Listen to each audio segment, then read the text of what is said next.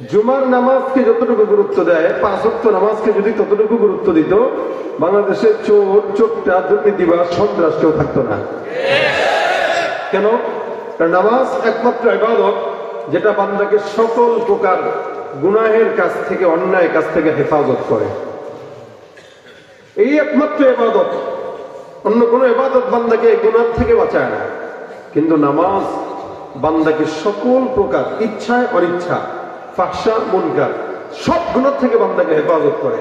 নামাজ যদি ঠিক থাকে, এই জমিনের মানুষ ঠিক, যার নামাজ ঠিক নেই ওর ঈমানও ঠিক নেই। আমাদের দেশে অনেক মুসল্লি আছে যারা নামাজ আদায় করে, 5 ওয়াক্ত নামাজও পড়ে, আবার দুর্নীতির সাথেও জড়িত, নামাজও পড়ে, জেনা ব্যভিচারের সাথেও জড়িত, নামাজও পড়ে, সুদের সাথে জড়িত, নামাজও পড়ে, ঘুষের সাথে জড়িত, নামাজ পড়ে, চাঁদাবাজির সাথে জড়িত। আছে কিনা? আপনারা মনে করছেন এক চাঁদাবাজদেরকে দেশ থেকে বিদায় করেছে, দেশে শান্তি চলে আসবে, কিন্তু আমি তো দেখতেছি এক চাঁদাবাজদেরকে বিদায় করলেও আরেক চাঁদাবাজের উৎপত্তি বাড়ছে। এই জন্য এটা মাথায় রাখবেন, চাঁদাবাজ দেশ থেকে কমবে না যতক্ষণ পর্যন্ত কোরআন সুন্নাহ অনুযায়ী দেশ পরিচালিত না হবে। একদল যাবে, একদল আসবে, হাত বদল হবে, চাঁদাবাজ বন্ধ হবে না। আগে এক হাতে চাঁদা দিতে, এখন ভিন্ন হাতে দেয়, কিন্তু চাঁদা ঠিকই দেওয়া লাগে। কথা ঠিক কিনা বলবেন? একদল দিল্লির গোলামি করছে, এখন আরেক দল আমেরিকার গোলামি করবে। অবশ্য মুসলমানের উচিত আল্লাহ পাকের গোলামি করা। কথা পায় না, কার গোলামি করা? কার গোলামি করা? যাদের হাতে যায় ক্ষমতা, দেশ যেন বাপের ভিটা, রাখতেছে আর শুরু করে বিদেশিদের পাচাটা।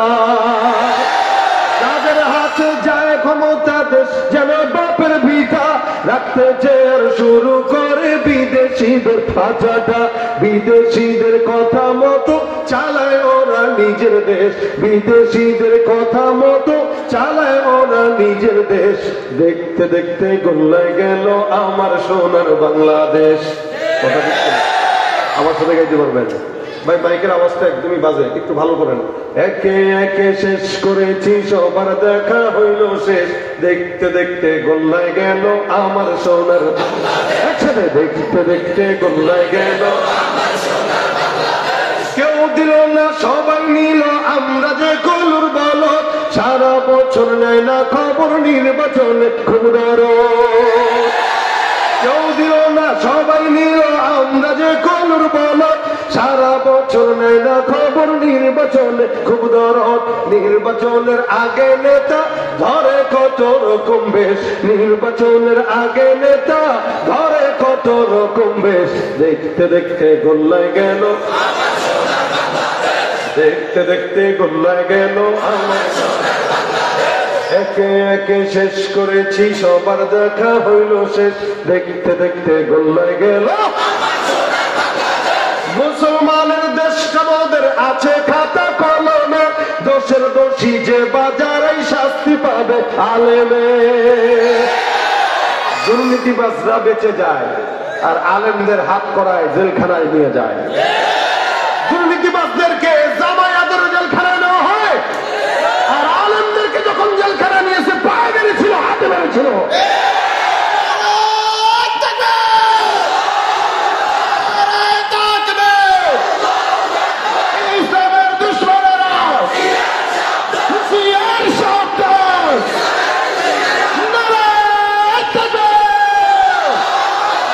মুসলমানের দেশ আমাদের আছে খাতা কলমে, দোষের দোষী যে বাজারে শাস্তি পায় যে আলেমে। ওরা ইসলাম বেচে ক্ষমতাটা পাকা পড়তে করে বেশ।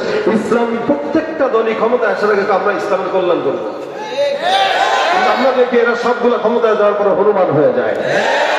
ঠিক কিনা জোরে কন? ওরা ইসলাম বেচে, এরপর আমাদেরকে বলে আমরা নাকি ধর্ম ব্যবসায়ী। এদেশের সবচেয়ে বড় ধর্ম ব্যবসায়ী তারা। ইসলাম বেচে ক্ষমতাটা পাকা পত্র করে বেশ, দেখতে দেখতে গোল্লায় গেল আমার সোনার, দেখতে দেখতে গোল্লায় গেল আমার সোনার। আর দেখা নয় এবার শিখা জ্বালিয়ে দাও বিদ্রোহের, চোখের পানির বদলে এবার খুন ঝরিয়ে দাও বুকে। আর দেখা নয় এবার শিখা জ্বালিয়ে দাও বিদ্রোহের, চোখের পানি পানির বদলে এবার খুন ঝরিয়ে দাও বুকের। আবার জাগো বীর জনতা ফিরে পেতে সেই স্বদেশ, আবার জাগো বীর জনতা ফিরে পেতে সেই স্বদেশ। দেখতে দেখতে গোল্লায় গেল আমার সোনার, দেখতে দেখতে গোল্লায় গেল আমার সোনার বাংলাদেশ। একে একে শেষ করেছি সবার দেখা হইল শেষ, দেখতে দেখতে গোল্লায় গেল আমার সোনার বাংলাদেশ। দেখতে দেখতে গোল্লায় গেল আমার সোনার বাংলাদেশ। ঠিক না? অনেক দেখেছি, আগামীর বাংলাদেশ ইসলামের বাংলাদেশ দেখার অপেক্ষায় আছি। যতদিন ইসলামের বাংলাদেশ না হবে, চোরের দল না এক দল বিদায় হবে, আরেক দল আসবে। যদি ইসলামের আইন থাকতো, চুরি করার সাথে সাথে হাত কাটার বিধান হয়ে যেত। দেশে যদি আগের থেকে ইসলামী আইন থাকতো, যতগুলো নেতা পালিয়েছে একটাও হাত নিয়ে পালাইতে পারতো না। কিসের অপরাধে বলেন না? কিসের অপরাধে? যেই পরিমাণে চুরি ওরা করেছে, আমাদের দেশের রাজনৈতিক দলের নেতারা করে, একটারও হাত থাকতো না তাদের বডিতে। একটা চোরের বিচার হতো, দ্বিতীয় চোর চুরি করার আগে 100 বার চিন্তা করতো, যাহারে হাতের মায়া, দরকার কি চুরি করা, থাক, রিক্সা চালায় খাই। বুঝি ইসলামী রাষ্ট্র না? এই জন্য যতদিন আগামীর বাংলাদেশ এখনো পর্যন্ত সম্ভাবনাময় বাংলাদেশ, এদেশের ছাত্র জনগণ এবং আপনারা যুবক যারা আছেন, আপনারা যদি খালি সতর্ক থাকেন, ইনশাল্লাহ আগামীর দেশ অবশ্যই ইসলামের দেশ হবে ইনশাল্লাহ। এটা আমরা চাই। 2025 সালের সর্বপ্রথম মাহফিলে, 2025 সালের সর্বপ্রথম দিনের মাহফিলে আমরা ঐক্যবদ্ধ হই। কোন দল, কোন রাজনৈতিক দলকে আমরা বিশ্বাস করি না। যারা আসে যারা যায় তাদের সবার একই অবস্থা, একই পাখির দুই ডানা। এবং আমরা চাই আর কোন চোর যেন বাংলার ক্ষমতার মস্তকে না বসে। যদি বসতে হয় ইসলাম ওরা, দাড়িওয়ালা, সুন্নাতওয়ালা বসবে ইনশাআল্লাহ। আল্লাহ কবুল করুক, বলেন আমিন। ভাই বক্সের আওয়াজ কি বাড়ানো যায়? বাড়ান না কেন? যারা দাঁড়া আছেন এরা বসে যায়। ভাইরা আমার, নামাজ যদি ঠিক থাকে, ইসলামী রাষ্ট্র যদি হয়, তাহলে ইসলামী রাষ্ট্র হওয়ার কারণে এদেশের সংসদ থেকে সংসার পর্যন্ত প্রত্যেকটা জায়গায় নামাজ প্রতিষ্ঠা হবে। আর নামাজ যখন প্রতিষ্ঠা হবে, অটোমেটিক অন্যায় সমাজ থেকে দূর হয়ে যাবে। কি বলেন আপনারা? কারণ নামাজই পারে সমস্ত অন্যায় দূর করতে, নামাজই পারে বান্দাকে কল্যাণের পথে নিয়ে যেতে। কারণ আল্লাহ পাক নামাজের আযানের মাধ্যমে বান্দাকে কল্যাণ আর নামাজের দিকে ডাক দেয়, কল্যাণের দিকে এসো, হাইয়া আলাল ফালাহ। তার মানে একমাত্র নামাজটাই বান্দার কল্যাণের পথ। ঠিক কিনা জোরে কর।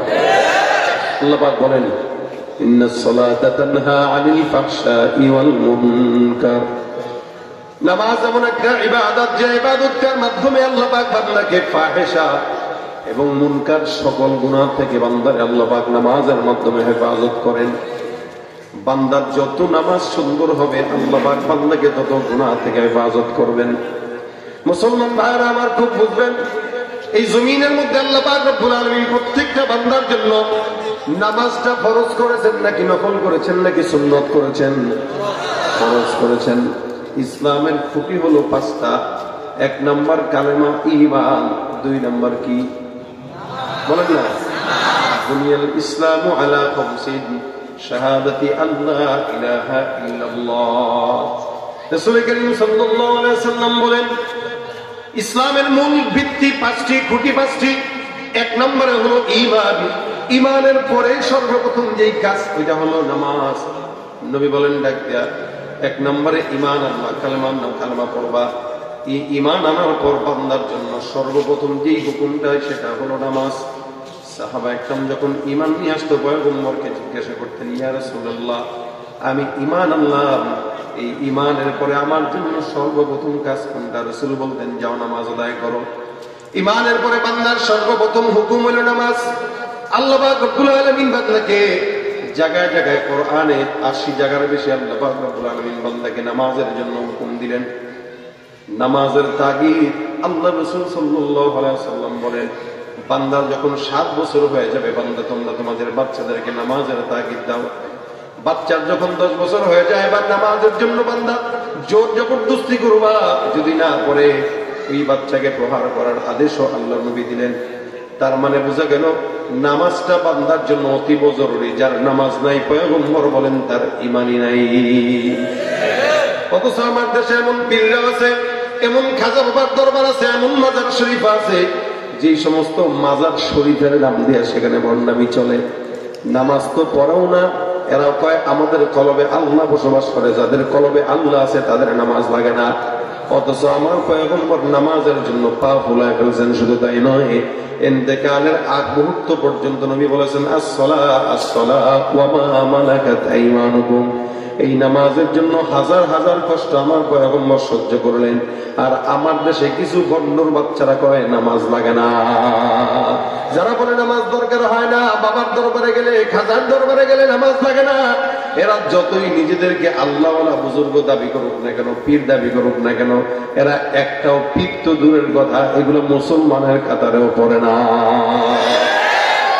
নামাজ ইসলামের দ্বিতীয় নম্বর খুঁটি, এটা অনেক গুরুত্বপূর্ণ খুঁটি। ঈমানের পরে যার অবস্থান, এই কারণে মুসলমান আল্লাহ পাক জায়গায় জায়গায় নামাজ প্রতিষ্ঠার কথা বললেন, আদায়ের কথা বলেন নাই। আল্লাহ পাক ডাক দিয়া বলেন আল্লাযীনা ইউকিমুনাস সালাহ, বান্দা তোমরা নামাজ প্রতিষ্ঠা করবা, ঈমানদাররা নামাজ প্রতিষ্ঠা করবে।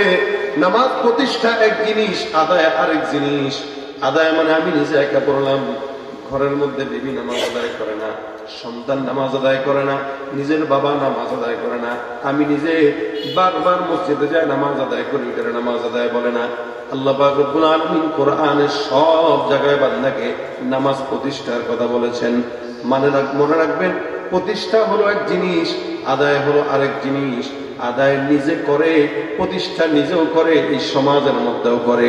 বাংলাদেশে যদি নামাজ প্রতিষ্ঠা থাকতো, সংসদের অধিবেশন চলাকালীন সময়েও প্রধানমন্ত্রী সহ সব মন্ত্রী পরিষদরা নামাজে দাঁড়ায় যেত। কিন্তু এই দেশে নামাজ প্রতিষ্ঠা নাই। নাই, সৌদিতে আছে, সৌদিতে নামাজ প্রতিষ্ঠা নাই। তুমি মিক্সচার বলছো ভাই, মিক্সচার কই? হ্যাঁ, এই মিক্সচারে না দিয়ে ওখানে হাত দিয়ে কি দাও?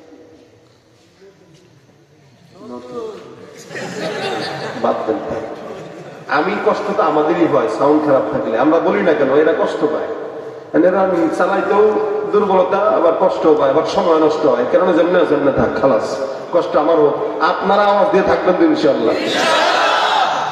দেখেন, তার মানে সৌদিতে নামাজ প্রতিষ্ঠা আছে মানে কি? আজানের সময় হয়ে গেছে, দোকান বন্ধ। দোকান যদি খোলা থাকে তাহলে গ্রামা দেওয়া হয়, কি কয়? আসেননি সৌদিতে থাকেন, গ্রামা কি বলে? ইন্না আযাবাহা কানা গারামা, আল্লাহ পাক কোরআনে বলছেন আর কি। যাই হোক, এটা হলো আল্লাহ পাকের বান্দাদের জন্য নামাজ প্রতিষ্ঠার কথা আল্লাহ বলছেন। যদি নামাজ ঠিক মতো না পড়ে, আল্লাহ পাক বান্দার বরকত দেয় না। শুধু তাই না, নামাজ যা ঠিক নাই তার ঈমানও ঠিক নাই। নামাজের সঙ্গে ঈমানের সম্পর্ক, রাসূল বলেন কেউ যদি নামাজ অস্বীকার করে, ইসলামের শরীয়তের হুকুম হলে সে কাফের হয়ে যায়। কি হয়? নামাজ যদি কেউ অস্বীকার করে সে কি হয়? কাফের হয়। আর নামাজ যদি কেউ না পড়ে তার ঈমান নষ্ট হয়ে যায়, থাকে না। ঈমানের সঙ্গে বান্দার সংঘর্ষ হয়ে যায় কখন? যখন তার নামাজ থাকে না। একবার, দুইবার, তিনবার নামাজ পড়ে না, এক প্রকার যায় সে নামাজ না পড়ার কারণে বেঈমান হয়। আর নামাজ যদি পড়ে তাহলে আল্লাহ পাক বলেন ওই বান্দার জান্নাতের চাবি রেডি হয়ে যায়। সুবহানাল্লাহ, জান্নাতের চাবি নামাজ। রাসূল বলেন মিফতাহুল জান্নাতিস সালাত, জান্নাতের চাবি হলো কি? নামাজ। কিন্তু সব নামাজ দিয়ে কি জান্নাতের দরজা খুলবে? আচ্ছা, আপনি দোকানে তালা লাগাইলেন, এখন তালা লাগাইছেন, নির্দিষ্ট চাবি আছে কিনা? হ্যাঁ, নির্দিষ্ট চাবি দিয়া নির্দিষ্ট জান্নাতের দরজা খোলা রাখেন।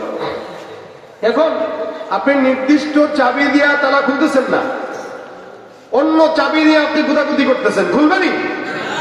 আপনি নামাজ পড়েন, কিন্তু আপনি নামাজ পড়েন নির্বাচনে দাঁড়ানোর আগে, জনগণের ভোট পাওয়ার জন্য। কথা কয় না? আমাদের দেশের রাজনৈতিক নেতারা নির্বাচনে যখন দাঁড়ায় তখন 5 ওয়াক্ত নামাজ মসজিদে যায় পড়ার চেষ্টা করে, যাতে মানুষ তার ভোট দেয়। কথা কয় না? বড় গলায় কয় কথা, রাতারাতি হয় নেতা। বড় গলায় কয় কথা, রাতারাতি হয় নেতা। আকাম কুকাম সব করিয়া গড়ে নেতায় আস্তানা, আসলে সব পেট পূজা আর ভোটটা নেয়ার বাহানা। বেশি কইব না, তাহলে নেতারা রাগ করবেন। শুনেন ভাই, অবশ্য যারা রাগ করার দরকার, যারা রাগ করার ছিল এরা এখন আর ক্ষমতায় নাই, আর যারা রাগ করবে এরা ক্ষমতা আসেই নাই। কথা ঠিক না? তার মানে রাগ করার কোন যুক্তিকতা নেই। এ দেশ আমাদের, সরকারও আমরা, ঠিক কিনা বলেন? নামাজ কেউ কেউ পড়ে, নামাজ পড়ে শুধুমাত্র জনগণকে দেখানোর জন্য। কেউ আবার নামাজ পড়ে এলাকার মধ্যে দোকান চালায়, নামাজের মধ্যে দোকানের হিসাব করার জন্য। কেউ নামাজ পড়ে বান্দার সঙ্গে বান্দাকে দেখানোর জন্য। এই জন্য আল্লাহ পাক ডাক দিয়া বলেন, সব নামাজি নামাজি না, কিছু নামাজি আছে এগুলো সব আল্লাহ পাক তাদের জন্য বদদুয়া করেন। আল্লাহ পাক ডাক দিয়া বলেন, ফাওয়াইলুল লিল মুসাল্লিন। আবার আল্লাহ পাক বলেন, ওই নামাজিদের জন্য ধ্বংস। কোন নামাজি? ফাওয়াইলুল লিল মুসাল্লিন আল্লাযীনা হুম আন সালাতিহিম সাহুন আল্লাযীনা হুম ইরাউন। এমন এমন নামাজি আছে যে সমস্ত নামাজিরা নামাজ পড়ে দুনিয়ার মানুষকে দেখানোর জন্য, আল্লাহকে দেখানোর জন্য নয়।